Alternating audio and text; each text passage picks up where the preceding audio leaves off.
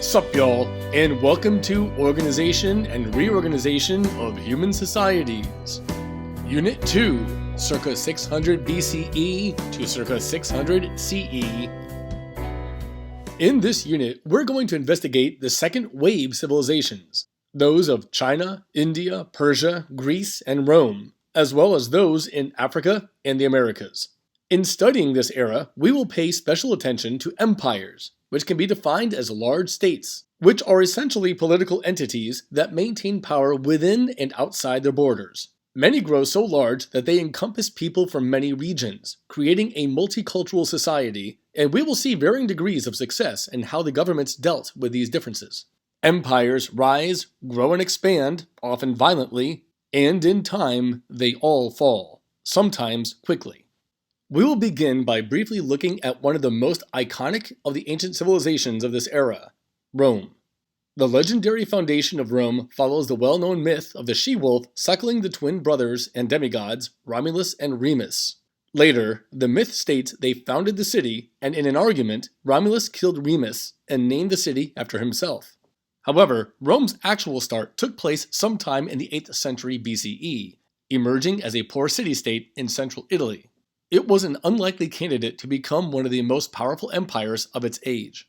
Around 509 BCE, the aristocracy established Rome as a republic, originally where two consuls, or leaders, were advised on political affairs by the Senate. The unhappiness of the poorer Roman citizens, the plebeians, led Rome to establish written codes and even enabled some of them to represent themselves in public assemblies. The Romans believed their system afforded them more freedom than anywhere else. And around 490 BCE, they began the long process of expanding their empire, mainly through warfare. They expanded throughout the Italian peninsula and then conquered Carthage, a major rival across the Mediterranean Sea. It has been recorded that the Romans pillaged the city, leveled buildings, and even sowed the land with salt, so nothing would grow there ever again. Rome expanded across North Africa, west into Gaul, Spain, and Britain, and east into Eurasia. For the first time in history, the entire Mediterranean region was under the control of a single empire. The Romans held it together with force through their powerful army and with guile, especially with the construction of sophisticated roads that enabled them to travel faster than perhaps any other civilization to that time. As Rome became more of a warrior society, it also became a stark patriarchal society as well. However, by the beginning of the Common Era, women, at least in the elite classes, gained more power and authority over their own affairs, especially in terms of property and marriage. Nonetheless, the expansion into so many territories led to a massive population of slaves within the Roman Republic. Rome suffered internally due to vast inequality between the few who were well-educated and wealthy and the majority who were largely poor. After a civil war, Rome ceased to be a republic, with the appointment of an emperor, Augustus.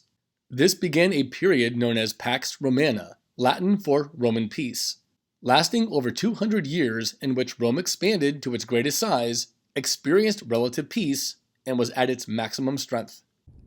The Phoenician people and culture likely grew to prominence around 2500 BCE along the eastern Mediterranean Sea in the Levant, which comprises mostly what is Syria and Lebanon today.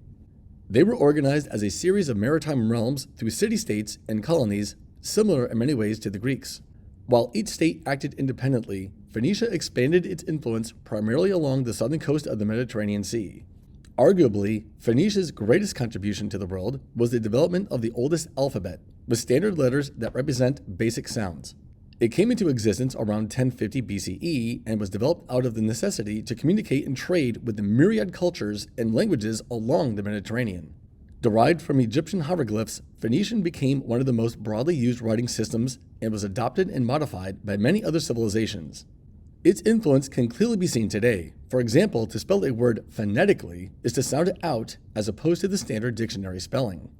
The best-known Phoenician city was Carthage. Initially a dependency, it was founded in 814 BCE, but gained independence years later. It grew into the Carthaginian Empire, a major hub of trade for centuries, and rival to the Greeks and Romans. However, Carthage was eventually destroyed by the Romans in 146 BCE after a series of wars. Hey guys! Oh, big gulps, huh? All right. Well, see you later.